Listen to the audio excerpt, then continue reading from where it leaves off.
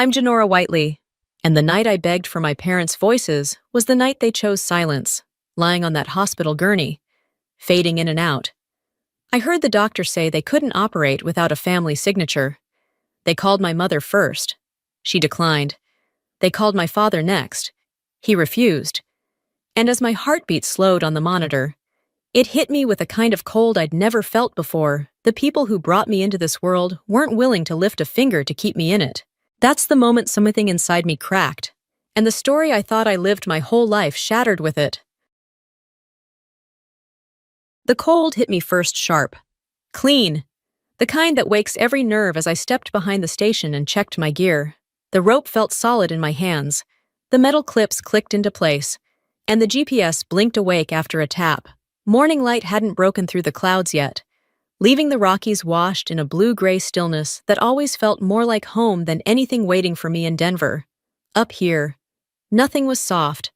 Calls came at hours that didn't belong to any sane person. Ice burned through gloves. Trails vanished under fresh snow. And sometimes, despite everything we threw at the mountain, someone never made it back. But the work made sense. The mountain didn't demand perfection, just honesty, effort, and all the grit you had left. Denver was the opposite.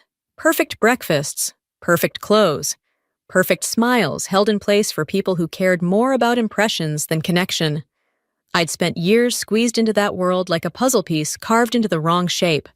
Always careful, always quiet, always mindful of how my existence reflected on a family obsessed with being admired.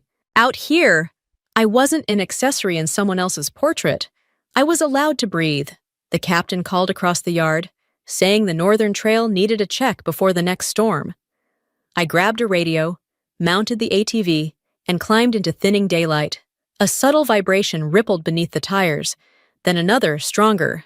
I stopped, stepped closer to the ridge, and the ground trembled hard enough to shake my balance. A deep rumble rose from above. I looked up just as the mountain began to break. The boulder broke loose with a roar that felt alive, rushing toward me before I could fully register the danger.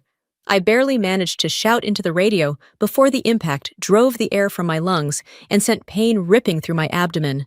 The cold ground slammed against my back, and the world above me spun into a blur of fog and fractured sky.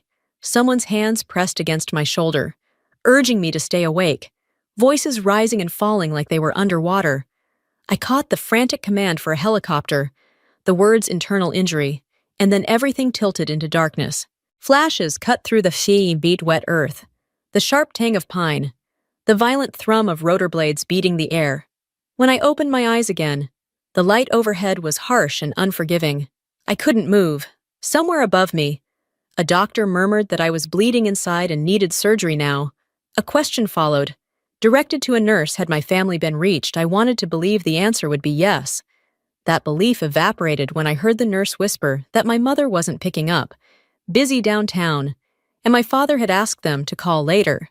Cold spread through my chest, deeper than the shock, deeper than the pain.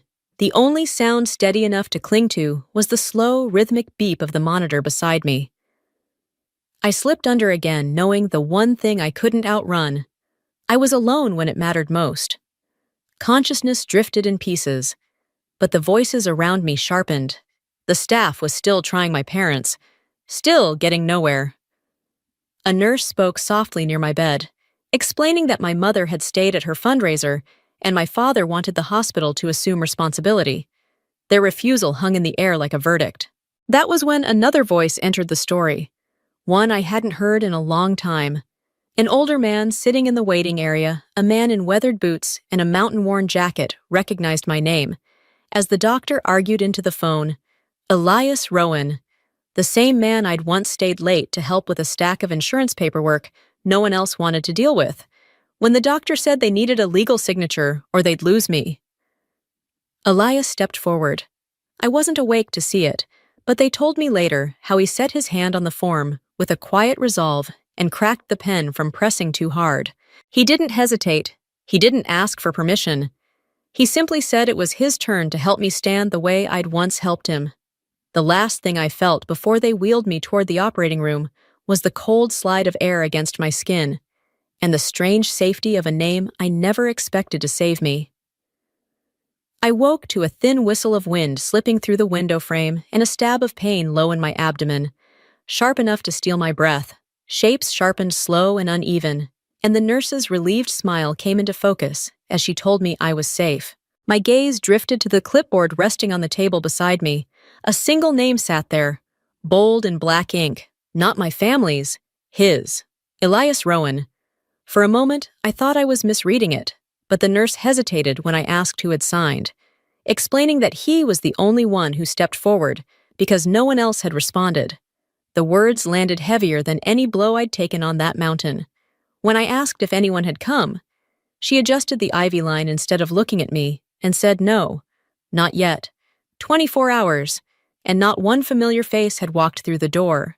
The ache in my body blurred with something colder as I sank back into the pillow. Then the door opened, and Winter followed him in. Snow dust clung to Elias's boots, the scent of pine and old leather settling around him, as if he carried the mountains wherever he went. He lifted the head of my bed with practiced ease, steady and sure, guiding my breathing like someone who had done this too many times. That stirred a memory his grimace as he limped into our office last year, trying not to show pain, and the way he kept thanking me when all I'd done was stay late to make phone calls. He sat beside me now with that same quiet resolve and said he'd watched the staff try my family again and again. He didn't know why they hadn't answered, only that he refused to let me become another name in a story he'd already lived once before. When he said I'd helped him once, and now it was his turn to help me live, the truth settled between us with a weight that wasn't frightening at all. I glanced at the clipboard again. His signature wasn't just ink. It was commitment, a promise made without being asked. By the next morning, the haze had lifted enough for the nurse to set a stack of printed call logs beside me. She said the hospital had to document everything. My hands shook slightly as I opened them. The first line cut deeper than the incision across my abdomen. My mother refusing to leave an event because a personal crisis might damage the family's image. Then my father shifting responsibility onto the hospital, not once asking whether I was going to survive. There was no panic in their voices, no urgency, just distance. The doctor entered quietly and confirmed what the pages already told me. No one had been willing to authorize the surgery. Without a signature, they couldn't operate. If Elias hadn't stepped in within those 45 minutes, I might not have been here to read any of it. A coldness spread through me that had nothing to do with the air conditioning. When Elias returned, he lingered at the doorway before taking the chair beside me. His silence felt heavy, and then he finally said he'd worked with my father once, years ago, during a rescue operation where a man was trapped under a rock slide. Elias requested backup. My father denied it over budget concerns. The man died. Elias didn't tell me this to turn me against anyone. His voice carried no spite, but because he wanted me to understand what blind devotion to appearances could cost. It had cost him a friend. It had almost cost me my life. My phone buzzed, then a short message from Morel telling me not to make things bigger than they needed to be. Not asking how I was, not offering to come, just managing the fallout. I set the phone face down and looked at Elias, the only steady presence in a room built on fluorescent light and unspoken truths. Blood hadn't shown up for me, but he had. Fresh snow covered Estes Park the morning I was discharged, the world quiet in a way that didn't match the chaos twisting inside me. Elias pushed my wheelchair through the sliding doors, and the absence hit harder than the cold, no family car. No familiar faces. Nothing but him waiting in a worn coat. As we moved past the nurse's station, I overheard them murmuring that my family said they'd come later, a word that stung worse than the incision pulling beneath my ribs. The cabin he brought me to smelled of pine and warmth, a sharp contrast to the sterile halls I'd left behind. I barely sank into the old sofa before an email notification flashed across my phone, written by my mother's assistant, not my mother, reminding me to keep quiet so the family could manage the optics. I turned the phone face down, refusing to read another line. That night, Elias brewed tea and sat beside me without prying, steady in a way blood relatives had never been, half asleep. I heard his low voice outside, speaking to someone in the dark, telling them not to let anything leak. When he returned, I feigned sleep but felt unease coil tighter. Later, I caught a glimpse of him locking an old wooden box before placing it high on a shelf, quiet, deliberate, secretive. Snow fell softly outside the window, peaceful on the surface, hiding the fractures beginning to spread beneath it. The next morning, the crunch of tires on the frozen path pulled me from half-rest.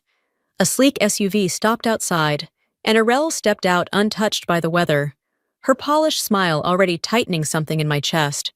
She stepped inside the cabin as if inspecting a set piece, saying I looked better than she expected.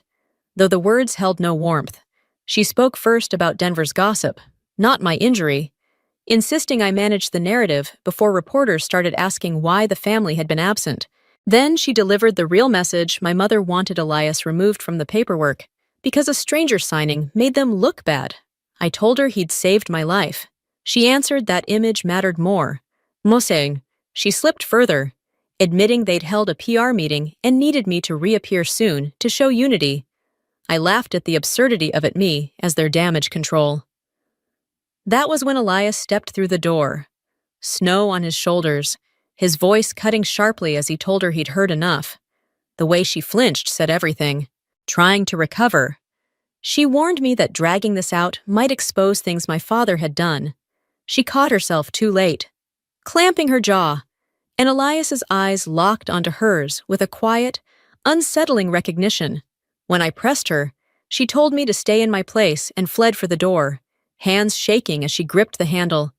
Watching her car disappear down the path, I felt the horizon darken with the storm rolling in.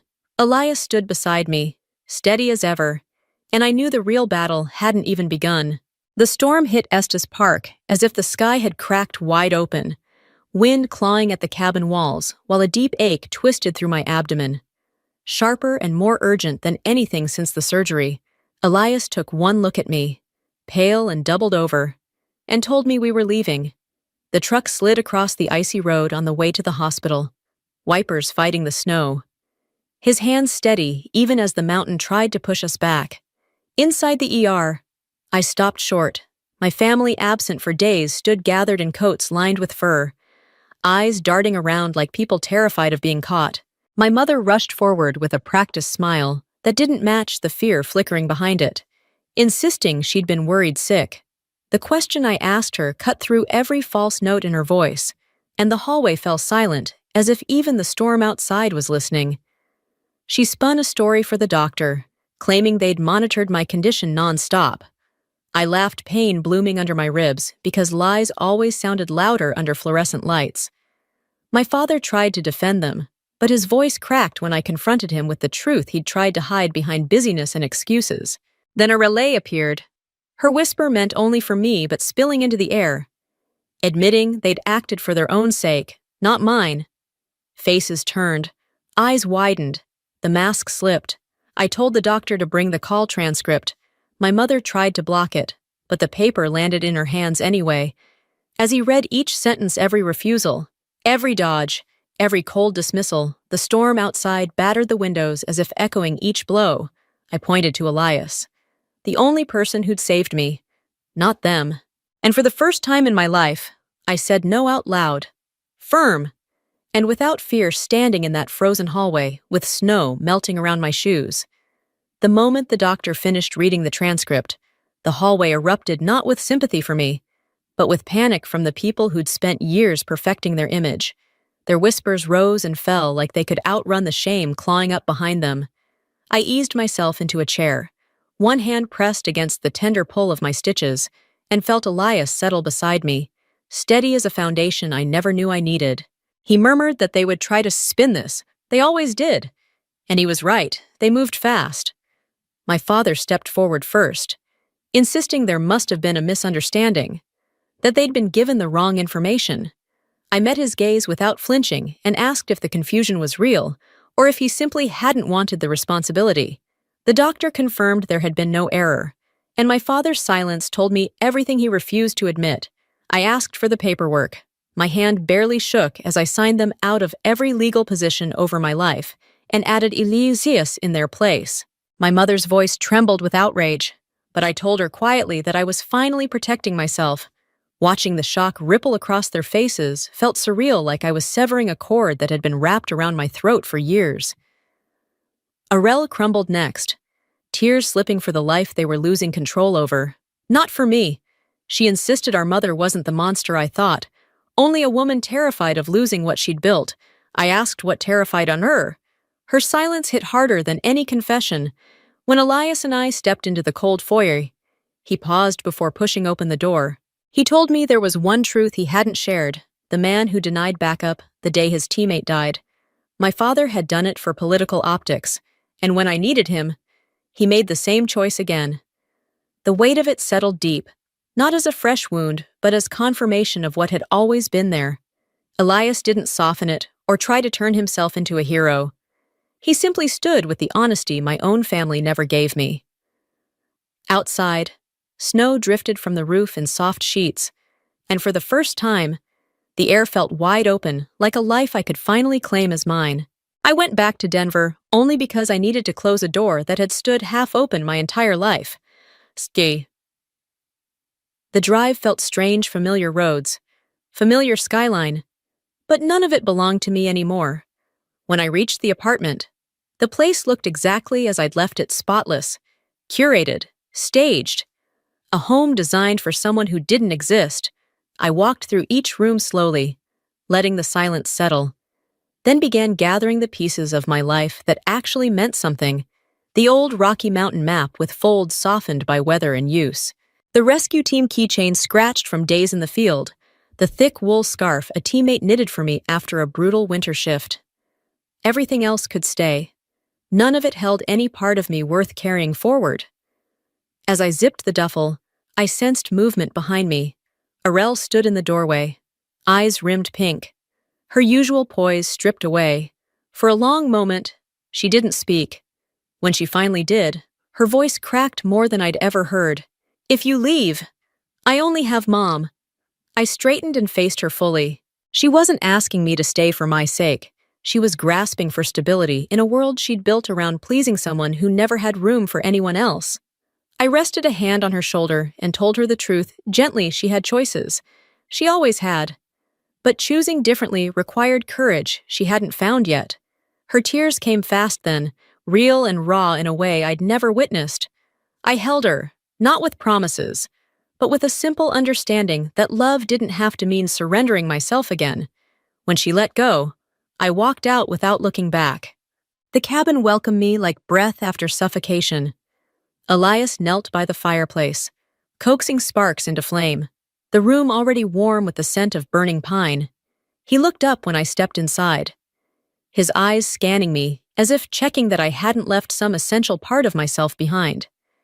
He asked if I'd brought anything important back. I reached into my bag and placed the small, weathered notebook into his hands, the one that had belonged to his fallen teammate, the one he thought lost for good. I told him I was carrying home the only thing I truly needed: the feeling of being alive on my own terms. His smile was quiet, proud, and somehow relieved. Night settled around the cabin, soft and steady. Snow drifted past the windows, no longer violent, just peaceful. I sat near the fire, letting its warmth unknot the tension in my body. Then my phone buzzed. My father's name lit the screen. I hesitated before answering. His voice was thinner than I remembered, trembling as he spoke the apology he'd never been brave enough to offer before. He asked if we could try again, someday. I didn't raise my voice, didn't break. I told him I didn't want a war, but I also wouldn't go back to playing the role they wrote for me. When both of us were ready to speak honestly, truly honestly, I'd listen. Before he could respond, I ended the call, not out of cruelty, but clarity. When the room grew still again, I joined Elias by the fire. The flames cracked softly, throwing gold across the walls. For the first time, I felt the truth settle deep inside me. The family I was born into would never shape who I became. The family I found, the one built on choice, on kindness, on showing up, already had. I rose, walked to the front door, and opened it. Cold mountain air swept in, crisp and clean, carrying the scent of snow and cedar. It touched my face like a greeting, like possibility. Like the first breath of a life I finally recognized as mine, and I stepped forward, letting the wind usher me into everything waiting beyond, everything waiting beyond, everything waiting beyond, everything waiting beyond, everything waiting beyond, everything waiting beyond, everything waiting beyond, everything waiting beyond, everything waiting beyond, everything waiting beyond, everything waiting beyond, everything waiting beyond.